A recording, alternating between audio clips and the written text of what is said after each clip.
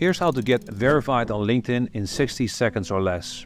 So when you get verified on LinkedIn, you will get a verification badge, and it basically adds extra credibility on your profile and show that you're a real person.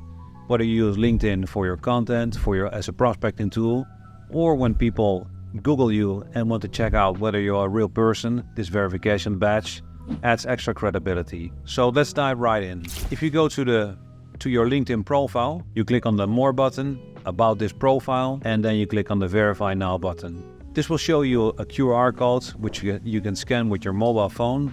It will take you to a couple of steps where you scan your passport. For example, my passport has a chip in it. You go to a couple of steps and then you will have the verification badge on your profile. So it's really easy, under 1 minute more or less, and it will add the extra credibility to your profile. We also have a different video, our full LinkedIn strategy to book 15 plus meetings a month. You can go to our channel and you can check our bio as well to see the detailed breakdown of how we book 15 plus meetings per month. And I will see you in the next video.